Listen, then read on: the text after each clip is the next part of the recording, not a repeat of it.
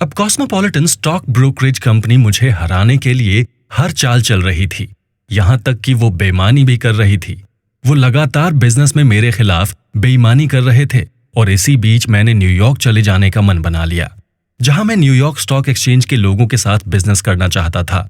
मैं stock exchange के business में डायरेक्ट लिंक से जुड़ने की कोशिश कर रहा था और 21 साल की उम्र में $2,500 लेकर न्यूयॉर्क पहुंच चुका था। मैं आंकड़ों में बहुत अच्छा था और स्टॉक एक्सचेंज के गेम में ज्यादातर जीत हासिल करता था। मैं बहुत कम मौकों पर हार रहा था। मैं 10 में से सिर्फ 2 मौकों पर हारता था।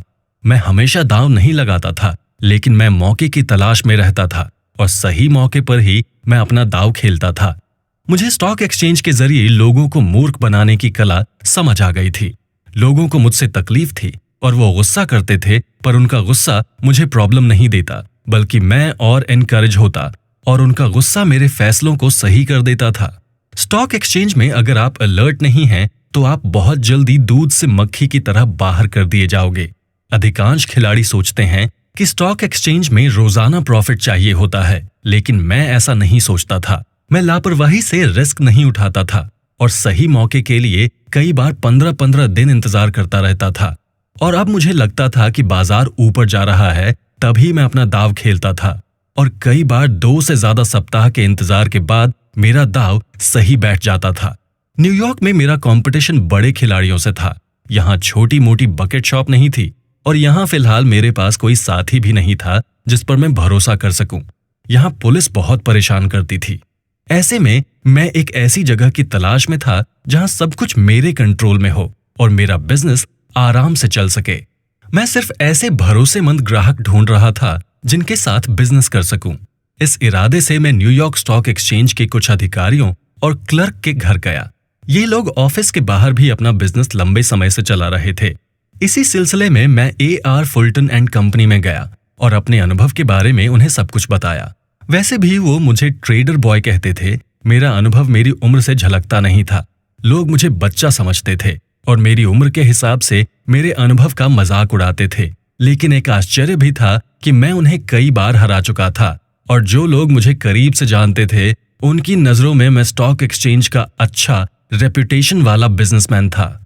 एक बार जब मुझे लगा कि मेरे खाते में काफी पैसे हैं, तब मैंने दाव लगाया और वो बहुत ध्यान से खेला, लेकिन फिर भी हार गया। इसका कारण मैं आपको बता सकता हूं कि मैंने बकेट शॉप पर पहले बहुत सफलता हासिल की थी। मैं उस अनुभव के साथ उतार चढ़ाव पर दाव लगा रहा था और मैंने टिप में पढ़ा था कि मुझे क्या करना चाहिए, लेकिन मैं इन सब के बावजूद भी हार चुका था। अपने तेज दिमाग के दम पर मैं इस नुकसान की भरपाई कुछ ही सेकंड में कर सकता था। मैं मार्जिन डाल सकता था और पैसे को दुगना बना सकता था, लेकिन मैंने ऐसा नहीं किया। मैंने नुकसान झेला, उससे सीखा कि न्यूयॉर्क स्टॉक एक्सचेंज का बाजार आम दुकान से बहुत बड़ा है। समझने वाले के लिए ये बेहद बुरा अनुभव था। मैं फुलटन के ऑफिस से स्टॉक खरीदने और बेचने का काम करने लगा। यहाँ का खेल पूरी तरह अलग था और मैं यहाँ लगातार हार रहा था। मुझे लग रहा था मैं यहाँ कम नॉलेज के साथ खेल रहा हूँ और मेरा ज्ञान मेरी हार का कारण बन रहा है। मैं टिप को बहुत अच्छे से स्टडी कर सकता था, लेकिन टिप को स्टडी करने की मेरी एक्सपर्टीज भी मुझे बचा नहीं पाई। मैं एक बड़ा बिजनेसमैन बनना चाहता था, लेकिन असलियत तो ये थी कि मैं सिर्फ एक कमरे में ये सारा खेल खेल रहा था। अपने सिस्टम में एक बड़ा खिलाड़ी था और सिचुएशन मेरे हिसाब से थी, लेकिन बड़े पैमाने पर मैं खुद को साबित नहीं कर पा रहा था और लगातार फेल हो रहा था। मुझे यहाँ के बाजार के बारे में कम जानकारी थी और मेरे अंदाजे गलत हो रहे थे। मुझे बहुत जल्द पता चल गया कि मैं यहाँ स्टॉक एक्सचेंज के खेल में अभी कच्चा हूँ, या मेरा खेल उस लायक नहीं हुआ है कि मैं न्यूयॉर्क स्टॉक एक्सचेंज में खेल सकूं। मैं 22 साल का था, लेकिन ऐसे भी कई लोग थे जो इस उम्र में स्टॉक एक्सचेंज के बारे में कुछ नहीं जानते थे। हालांकि कंपनी के ऑफिस वाले मेरे प्रति अच्छा व्यवहार रखते थे, लेकिन आने वाले 6 महीनों में मैंने अपने साथ लाई राशि और अब तक कमाई राशि सब कुछ गवा दिया था। कुछ लोगों पर मेरे सैकड़ों डॉलर बकाया थे, फिर भी मैंने अपना आपा नहीं खोया। मैं बहुत छोटा था और कम उम्र में ही घर बार छोड़कर न्यूयॉर्क चला गया था। मैं फिर से बिजनेस करने के बारे में सोचने लगा और बेहद एक्साइटेड था। मैंने बिना समय गवाए फुलटन के मालिक से बात की और कहा कि क्या आप मुझे $500 उधार दे सकते हैं। उसने पूछा किस लिए, तो मैंने कहा इस समय मेरे पास कुछ नहीं है और मैं दांव लगाना चाहता हूं। उसने मार्जिन के लिए कहा।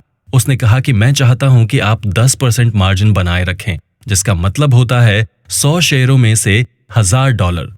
मैंने कहा कि नहीं, मुझे उधारी चुकानी है, मुझे सिर्फ $500 दे दीजिए ताकि मैं फिर से अपना बिजनेस कहीं और खड़ा कर सकूं।